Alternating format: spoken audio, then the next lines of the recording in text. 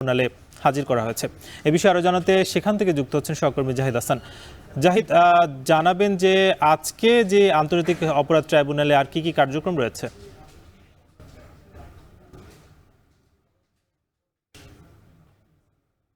যে আন্দোলন হয়েছে সেই আন্দোলন একদম শেষের দিকে 5 আগস্টের সকালে রাজধানীর চানখারপুলে পুলিশের গুলিতে 5 জন নিহত হয়েছেন। সেই গুলিতে একজন কনস্টেবলকে চিহ্নিত করা হয়েছে যার নাম সুজন মোল্লা। তাকে চিহ্নিত করে তার বিরুদ্ধে ট্রাইব্যুনালে মামলা দায়ের করা হয় এবং এই মামলা শেষে তাকে 1 জানুয়ারি তার বিরুদ্ধে গ্রেফতারি পরোয়ানা জারি করা হয়। এই গ্রেফতারি পরোয়ানা জারির পরে আজকে তাকে হাজির করার কথা ছিল এবং ট্রাইব্যুনালে কিছুক্ষণ আগে তাকে হাজির করা হয়েছে।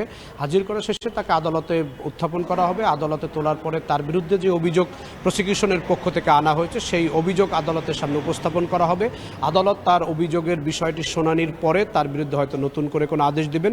তবে এই ট্রাইব্যুনালে যে মামলা হয়েছে মানবতা বিরোধী অপরাধের মামলা এবং গণহত্যার মামলা, সেই মামলার একজন অন্যতম আসামি এই কনস্টেবল সুজন এবং তিনি এপিবিএনে কর্মরত রয়েছেন। 5 আগস্টে সকালে চানখারপুলে যেই গোলাগুলি হয়েছে আন্দোলনকারীদের সঙ্গে পুলিশের, সেই আন্দোলনের সময় ছাত্র জনতা যারা উপস্থিত ছিলেন তাদের ছত্রভঙ্গ করতে তাদের সেখান থেকে সরিয়ে দেওয়ার জন্য গুলি করা হয়। সেই গুলিতে 5 জন নিহত হওয়ার একটি ঘটনা রয়েছে। সেই ঘটনা যে মামলা দায়ের করা হয়েছে সেই মামলায় মূলত আসামি করা হয়েছে কনস্টেবল সুজনকে এবং সেই মামলায় তাকে আজকে হাজির করা হয়েছে। এই মামলার তার বিরুদ্ধে যে অভিযোগগুলো আনা হয়েছে সেটি তাকে পড়িয়ে শোনানো হবে এবং আদালতের সামনেও সেটি তুলে ধরা হবে।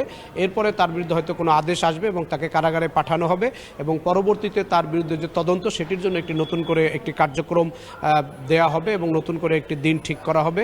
এবং এখন পর্যন্ত এই যে জুলাই এবং আগস্টে যত গণহত্যার ঘটনা ঘটেছে, যত হত্যাকাণ্ডের ঘটনা ঘটেছে, অন্যান্য যে ধরনের নিপীড়নের ঘটনা ঘটেছে, সে ঘটনায় পুলিশের তৎকালীন যে আইজিপি চৌধুরী আব্দুল আল মামুন সহ পুলিশের বেশ কিছু কর্মকর্তারা গ্রেফতার হয়েছেন। বিভিন্ন থানার ওই সময়ের যারা ভারপ্রাপ্ত কর্মকর্তা ছিলেন তারা গ্রেফতার হয়েছেন। পুলিশের এসপি লেভেলের কর্মকর্তারা গ্রেফতার হয়েছেন। সবশেষ এই কনস্টেবল সুজনের যেহেতু সরাসরি ফুটেজের মাধ্যমে সম্পৃক্ততা পাওয়া গেছে, সেই বিবেচনায় তাকে এই মামলায় আসামি করা হয় এবং তাকে গ্রেফতার দেখিয়ে ট্রাইব্যুনালে উপস্থাপন করা হয়েছে।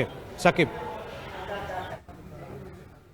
জাহিদ হাসান যুক্ত ছিলেন আমাদের সঙ্গে, তিনি জানাচ্ছিলেন আন্তর্জাতিক অপরাধ ট্রাইব্যুনালে কনস্টেবল সুজনকে হাজির করা হয়েছে সে বিষয়ে। এদিকে রাজধানীর জাতীয় প্রেস ক্লাবের সামনে মানববন্ধন করছে জুলাই আগস্ট গণঅভ্যুত্থানের